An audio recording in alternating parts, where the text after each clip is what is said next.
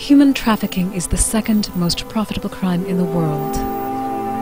Internationally, an estimated 27 million children and adults are currently in some form of labor exploitation or sex slavery.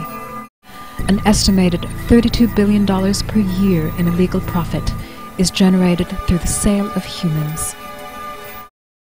Victims are targeted from countries around the world, from Asia to South America to Eastern Europe, and are trafficked to work in brothels, sweatshops, agriculture, domestic labor, and other forms of industry. Good to have you here and bring attention to this growing problem in the United States. I think a lot of people don't realize quite how prevalent it is. But what are we talking about in terms of numbers?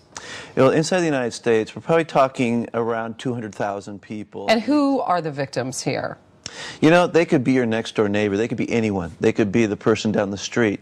There are people from other countries that are brought to the United States, but what really shocked me was that this is not something that only happens over in Thailand or Romania, but it's here in our own cities, in our own neighborhoods, our own suburbs. To their families back home. How do they get from there to here?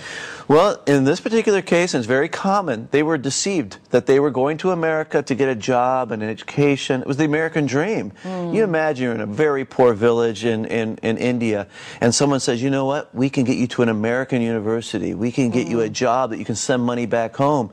As soon as they get into the country, into the United States, their visa or their passport's taken from them.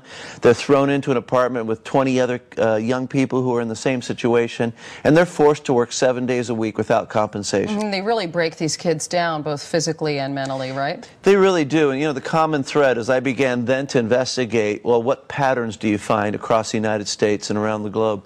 I found that within the first 24 hours, the trafficker will physically abuse, usually sexually abuse, a child or a woman who they have trafficked. And so it's to get into their mind right away that I own you. I dominate you, you try and leave, this will happen again. Human trafficking is the process of moving people into slavery, working under threat of violence for little or no pay. It is only when the victim arrives at their destination that they discover the true nature of the trafficker's motives and find themselves trapped in a life of forced labor or prostitution.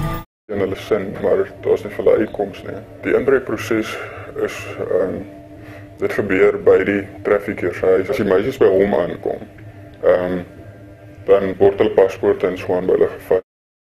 Hulle sluit hulle in die badkamer toe met hulle arms om die toilet vasgebind. Partykeer sal hulle verkragt word daarso. Ons sny hulle kos en water, daar waar hulle vasgebind is nog in die badkamer. Daar was nie forceerde dwelms nie. Die dwelms van my ten minste maak nou vergeet.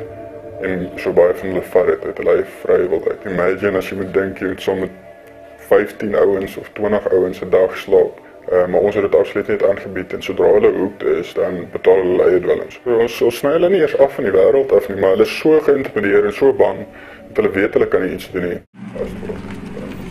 Wanneer ons die meisies van die klas af, polisie en dat sal niks.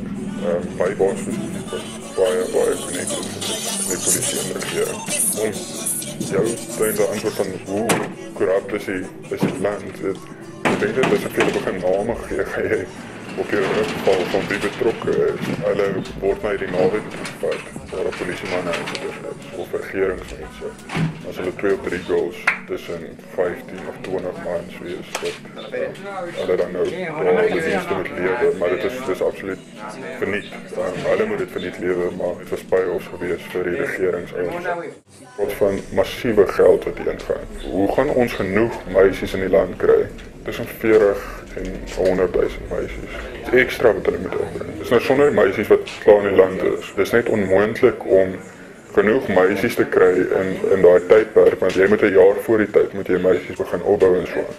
En dis toe waar hulle kom, maar weet wat van die Suid-Afrikaanse meisies. Weet as hulle nou nie 'n targets bereik van soveel meisies, dan dink ek in ons land raak maak vir kidnappings en so. Ek het baie met die meisies begin praat oor hoekom hulle daar is en wat hulle uitkom en weet probeer kyk na opsies. Daar was so 3 meisies waaroor ek regtig protective begin raak het en hulle het veral baie met my gedeel en so en wat dat hulle in die lewe wil bied. That's not in your grid to think that maybe this child is not theirs on their own will, but they are being trafficked. And the tough thing is a lot of these kids are moved around from place That's to right. place to alleviate any kind of suspicion, correct?